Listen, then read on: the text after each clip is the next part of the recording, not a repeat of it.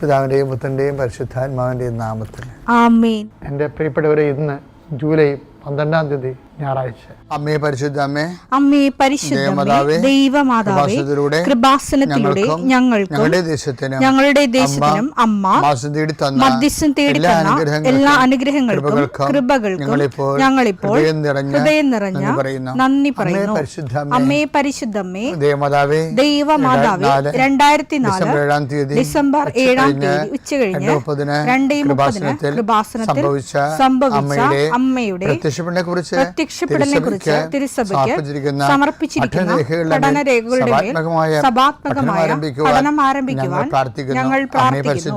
അമ്മേ പരിശുദ്ധമേ, ഭൂസ്വർലോകങ്ങളുടെ രാജ്ഞിയായ അങ്ങേയ്ക്ക് ഭൗമസംരക്ഷണത്തിനായി പ്രപഞ്ചപ്രകൃതിയെ തന്നെ തിരുസഭ പ്രതിഷ്ഠിക്കുവാൻ ഈ പ്രത്യക്ഷീകരണം വഴി ഇടയാക്കണമേ. പരിശുദ്ധമേ, ജപമാല മാതാവേ, സകല കൃപാസനം പ്രാർത്ഥനയോടും ചേർത്ത് ഞങ്ങളിപ്പോൾ പ്രാർത്ഥിക്കുന്ന ഈ കുടുംബത്തിന്റെ പ്രത്യേക നിയോഗം പറ മക്കളെ.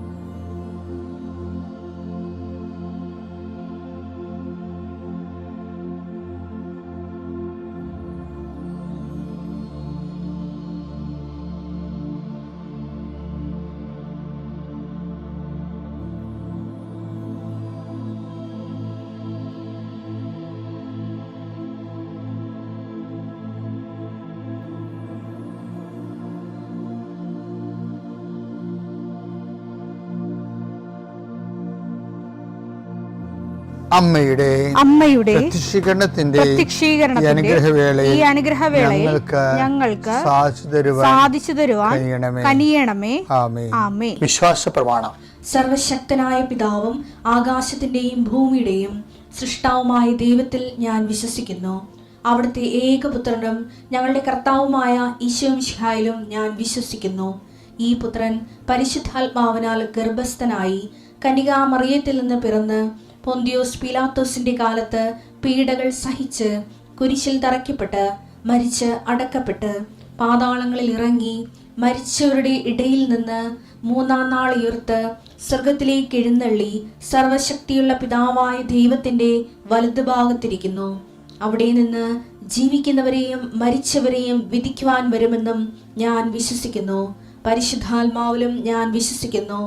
വിശുദ്ധ കത്തോലിക്കാ സഭയിലും പുണ്യവാന്മാരുടെ ഐക്യത്തിലും പാപങ്ങളുടെ മോചനത്തിലും ശരീരത്തിന്റെ ഉയർപ്പിലും നിത്യമായ ജീവിതത്തിലും ഞാൻ വിശ്വസിക്കുന്നു. ആമേൻ.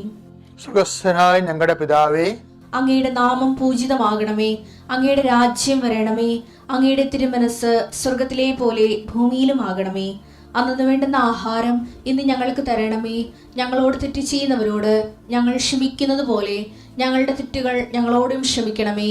ഞങ്ങളെ പ്രലോഭനത്തിൽ ഉൾപ്പെടുത്തരുതേ, തിന്മയിൽ ഞങ്ങൾ രക്ഷിക്കണമേ. ആമേൻ. നന്മ നിറഞ്ഞ മറിയമേ, സ്വസ്തി. കർത്താവ് അങ്ങയുടെ കൂടെ സ്ത്രീകളിൽ അങ്ങ് അനുഗ്രഹിക്കപ്പെട്ടവളാകുന്നു.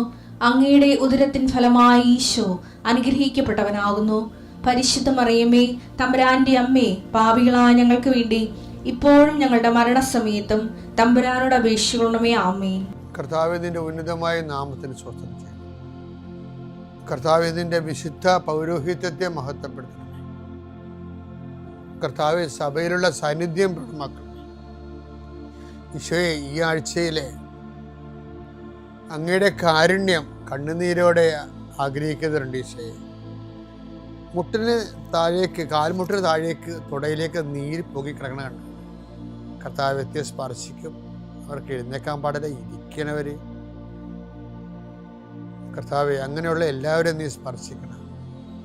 പ്രാർത്ഥിക്കണമെന്നും പ്രാർത്ഥിച്ചത് സുഖപ്പെട്ടിട്ട് ജോലി ചെയ്യണമെന്ന് ആഗ്രഹിക്കുന്ന എല്ലാവരെയും നീ സ്പർശിക്കണേ കർത്താവെ. കർത്താവെ, യാത്രയുള്ള മക്കളെ ഞാൻ ഏൽപ്പിച്ച് പ്രാർത്ഥിക്കുന്നു. കർത്താവെ, വിദേശത്തേക്ക് യാത്ര ചെയ്യുന്നവരും സ്വദേശത്തേക്ക് യാത്ര ചെയ്യുന്നവരും ജോലി സംബന്ധമായി യാത്ര ചെയ്യുന്നവർ യാത്ര മുടങ്ങിപ്പോരുണ്ട് ഈശോയെ.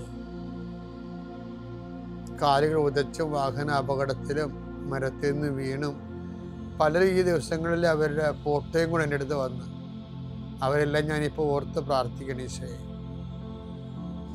ഈശോ നിന്റെ തിരുമുറുപാർന്ന വലതുകരം, ആണിപ്പടുതാർന്ന അത്ഭുതകരം കിടപ്പ് രോഗികളുടെ മേൽ നീ നീട്ടണമെന്ന് പ്രാർത്ഥിക്കുന്നു. അടിപ്പിണർ പോലെ വൈദാഘാതം പോലെ ദൈവിക ശക്തി അവരിലേക്ക് ആവഹിക്കണമേ എന്ന് പ്രാർത്ഥിക്കുന്നു. നീ പോകുന്നിടത്തെല്ലാം നിന്റെ കൂടെ ഞാനുണ്ടാകുന്ന അല്ലസിത കർത്താവേ, നിന്റെ ചൈതന്യം അവരിലേക്ക് ആവശ്യിക്കുകയും എൻ്റെ പ്രാർത്ഥനയിൽ ആശ്രയിച്ചിരുന്ന് പ്രാർത്ഥിക്കുമ്പോൾ എൻ്റെ കാര്യം അച്ഛൻ പറഞ്ഞില്ലല്ലോ എന്ന് ഓർത്ത് ഇപ്പം സങ്കടപ്പെടുന്നവരെ അവർ മനസ്സിൽ വിചാരിക്കുന്ന കാര്യത്തിൻ്റെ മേലെ മാതാവിൻ്റെ മധ്യസ്ഥത്തിൽ യേശു നാമത്തിലെ വിടുതൽ ലഭിക്കട്ടെ.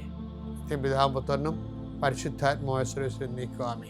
ഇതിപ്പോൾ ഇവിടെ കഴിഞ്ഞ ദിവസങ്ങളെല്ലാം റോമിക എന്ന് പറയുന്ന ഒരു നേഴ്സിംഗ് സ്റ്റുഡൻറ്റിനെ കുറിച്ച് പറഞ്ഞിരുന്നു അല്ലേ. അപ്പോൾ ആ 10th ട്രൂമ പിന്നീട് അവർക്ക് പിന്നെ ഒരു ദിവസം വരണത് അവരുടെ ഡിഗ്രി പരീക്ഷയ്ക്ക്, അത് 4 സെം. അപ്പം 4 സെം, 4ാമത്തെ സെമ്മിന് അവൾ ഇതുപോലെ ബ്ലാങ്കായി പോകും. ബ്ലാങ്കായി പോകുമ്പോൾ ഈ ഉടമ്പടിയിലുള്ള ആൾക്കാരെ സംബന്ധിച്ചിടത്തോളം പിന്നെ അവർക്ക് ഫസ്റ്റ് ഓപ്ഷനും സെക്കൻഡ് ഓപ്ഷനും എല്ലാം ഉടമ്പടി തന്നെ ആയിരിക്കും. അവൾ നേരിട്ടൊന്ന് ഉടമ്പടി തന്നെ അറിയാമോ, അവൾ പരീക്ഷയ്ക്ക് പോകണമെങ്കിൽ തന്നെ ഉടമ്പടിത്തേലൊക്കെ തേച്ച് അവിടെ ആ ഈശോയിലുള്ള പൂർണ്ണമായ വിശ്വാസം കൊണ്ടാണ് അത് ഉടമ്പെടുത്തപ്പോൾ തന്നെ അവൾ ഓക്കെ ആയി. പിന്നെ എന്താ, പിന്നെ വേറെ ഒരു എക്സ്ട്രാ എനർജി വരുന്നുണ്ട്. എന്ന് വെച്ചാൽ പരീക്ഷയ്ക്ക് പോകുമ്പോൾ ആ പരീക്ഷയ്ക്ക് മുമ്പ് തന്നെ ഗവൺമെൻറ് ലോ ചേഞ്ച് ആകും. എന്നിട്ട് 4th സെമ്മും 5th സെമ്മും ഒരുമിച്ച് എഴുതാൻ പറഞ്ഞ് എഴുതാൻ നിയമം വരും. അപ്പോൾ നഷ്ടപ്പെട്ട സമയം കൂടി അവർക്ക് തിരിച്ച് കിട്ടും.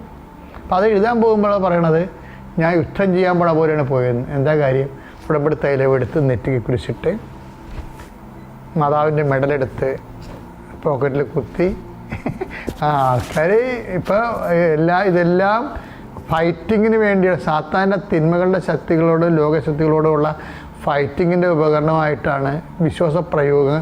അത് നമുക്കറിയാമല്ലോ, വിശ്വാസപ്രയോഗമാണിതെല്ലാം. നമുക്ക് വിശ്വാസത്തിന് പാരമ്പര്യമായിട്ടുള്ള ഫെയ്ത്ത് എക്സ്പ്രഷൻസ് എന്ന് പറഞ്ഞാൽ എന്താണ്, വിശ്വാസ പ്രഖ്യാപനം അല്ലേ. പിന്നെന്താണ്, വിശ്വാസത്തിൻ്റെ എക്സ്പ്രഷനാണ്, പ്രൈമറി എക്സ്പ്രഷനാണ് പ്രെയർ, പ്രാർത്ഥന. വിശ്വാസത്തിൻ്റെ പ്രൈമറി എക്സ്പ്രഷനാണ്. പിന്നെ വിശ്വാസം, പിന്നെ അതിൻ്റെ സെക്കൻഡറി എക്സ്പ്രഷന് കുറച്ചുകൂടി മച്ചുവർ എക്സ്പ്രഷൻ എന്ന് പറയുന്നത് വിശ്വാസ പ്രഖ്യാപനമാണ്. വിശ്വാസ പ്രഖ്യാപനത്തിൻ്റെ പ്രശ്നത്തിന് വിശ്വാസം ഇങ്ങനെ പ്രഖ്യാപിക്കാൻ പറ്റത്തില്ല, ഒറ്റയ്ക്കിരുന്ന് പ്രഖ്യാപിക്കാൻ പറ്റത്തില്ല. വിശ്വാസം പ്രഖ്യാപിക്കാൻ എന്ത് ചെയ്യണം, മറ്റു മനുഷ്യർ വേണം. നമ്മളിപ്പോൾ പരീക്ഷ പ്രവർത്തനം കൊണ്ടുള്ള വിജയവതാണ്. മറ്റു മനുഷ്യരുടെ മുമ്പിലാണ് നമ്മൾ കർത്താവിനെ ഏറ്റു പറയണത്. അപ്പോൾ എന്ത് പറയും, ഞാനും ഏറ്റു പറയുമെന്നാണ് എൻ്റെ അർത്ഥം. വായിച്ചത് മത്തായി 10:32. മത്തായി 10:30 ഉടമ്പടിയിൽ ഏറ്റവും വലിയ വാക്കുകൾ ഒന്നാണ് മത്തായി 32.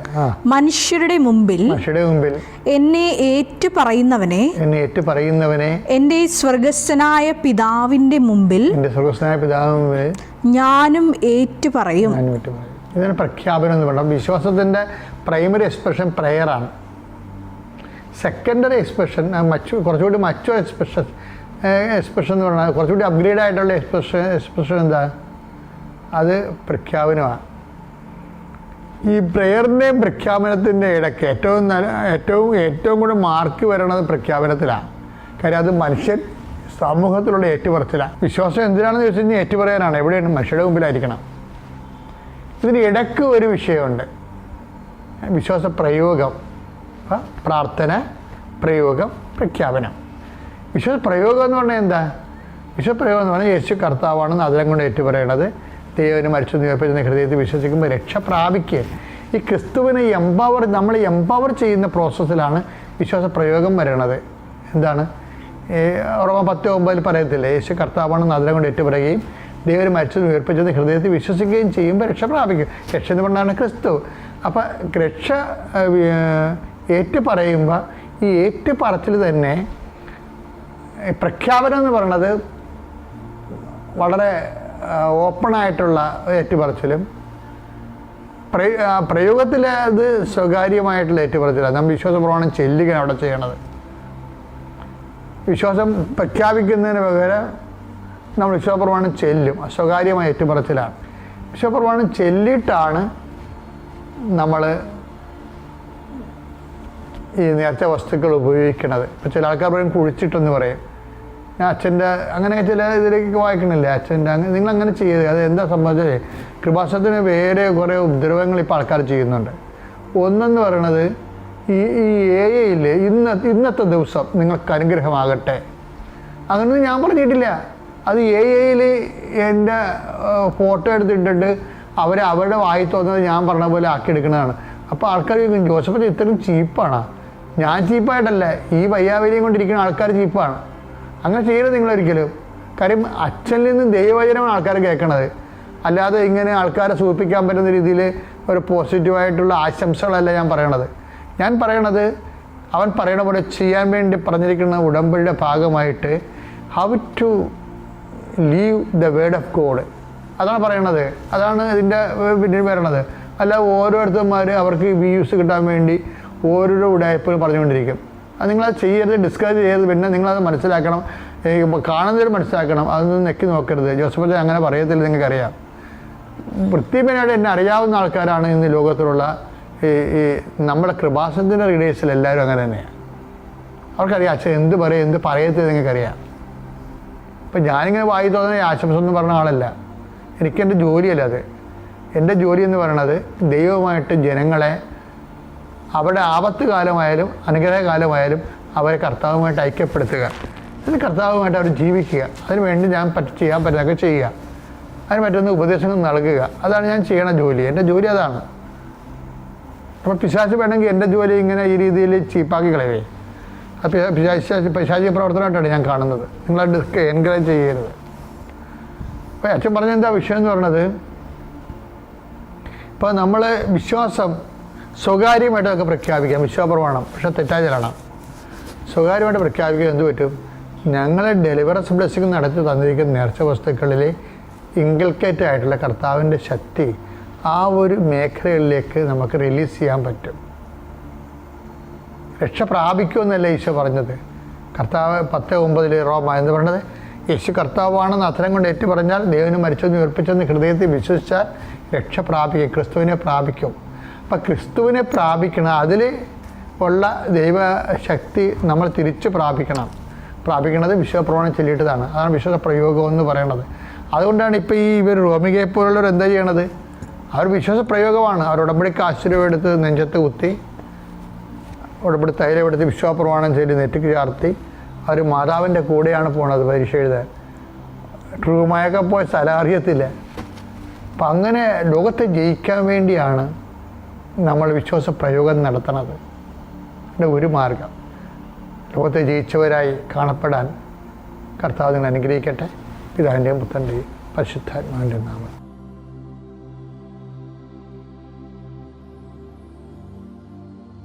അത്യപൂർവ ദൈവാനുഭവങ്ങൾ ഇനി നിങ്ങൾക്കും സ്വന്തം. ഈ യൂട്യൂബ് ചാനൽ ഇതുവരെ സബ്സ്ക്രൈബ് ചെയ്തിട്ടില്ലെങ്കിൽ ഇപ്പോൾ തന്നെ സബ്സ്ക്രൈബ് ചെയ്യുക. ഈ വീഡിയോ ഇപ്പോൾ തന്നെ നിങ്ങളുടെ സുഹൃത്തുക്കൾക്ക് ഷെയർ ചെയ്തുകൊണ്ട് കർത്താവിൻ്റെ പ്രേക്ഷിതരാകുക.